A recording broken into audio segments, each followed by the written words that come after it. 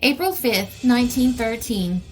There are numerous legends and stories of ghostly vessels that roam the briny deep, and many hard-headed mariners, free from the common superstition of the ordinary sailorman, stoutly maintain that they have at least once in their maritime career encountered what was undoubtedly a phantom ship.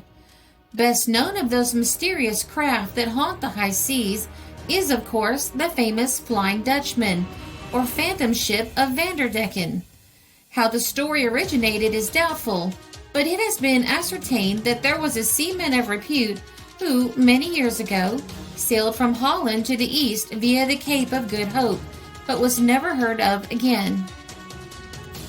Some authorities say that, meeting with contrary winds off the Cape, he swore a terrible oath, in consequence of which the divine wrath decreed that he should be occupied till the crack of doom in endeavoring to weather the headland.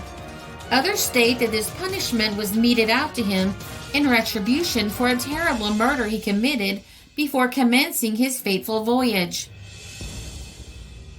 Whatever the cause of this ancient gentleman's monotonous wandering may be, it is probably in connection with him that the most authentic and cold-blooded record of any phantom exists, either afloat or ashore, for it is stated that in the log of the H.M.S. Bacchante, while on a voyage round the world with the Little Princess in 1881, there appears on July 11th the entry, "Flying Dutchman crossed our bows."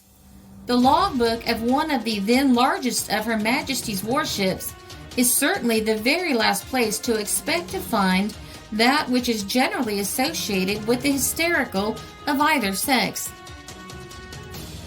During January 1647, a vessel left New Haven, Connecticut on her maiden voyage, but was never again heard of. In the following June, just before the hour of sunset and after a severe thunderstorm, the missing ship was seen sailing up the river. The inhabitants, taking their evening stroll, were overjoyed at her return, but the most observant of them noticed that there was something uncanny about her, especially in that she appeared to be sailing up against the wind. Then, to the consternation of all, she gradually faded away before their eyes and entirely disappeared. We may be assured that there were not wanting those who maintained that the vessel in spirit had paid a last visit to her port before resting for good on the ocean bed. In the Chronicles of the St. Lawrence by Lemaine, it is recorded that on a certain day in the year, a phantom ship is seen off Cape d'Espoir in Gaspe Bay. Lights are seen aboard her, and her decks are crowded with men.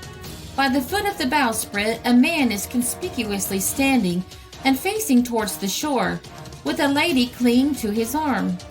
Gradually, the lights go out and the vessel sinks. It is said to be the ghost of the flagship of a fleet which was sent out to reduce the French forts, the vessel being lost with all hands. To come to British waters, there are numerous instances related in local history of the visitations of ghostly vessels, the west of England, as might be expected, being most prolific in these records, says a writer in the London Globe. Indeed, Cornwall boasts of a goblin ship, probably unique the world over, as she not only sails the water, but proceeds most unconcerned a good distance inland. This is the Specters ship of Porthcurno, and in Robert Hunt's book on Romances of the West of England are related the experiences of a local inhabitant who witnessed one of her escapades. She is described as a black, square-rigged, single-masted vessel, sometimes towing a small boat. No crew are ever seen. Presumably they are down below. The personal narrative goes on to say, "On came the craft.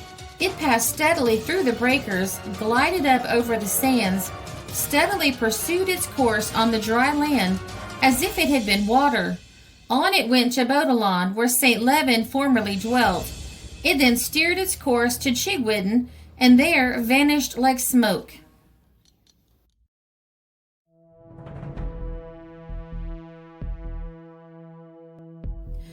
This article appeared in the Bismarck Daily Tribune, April 5th, 1913.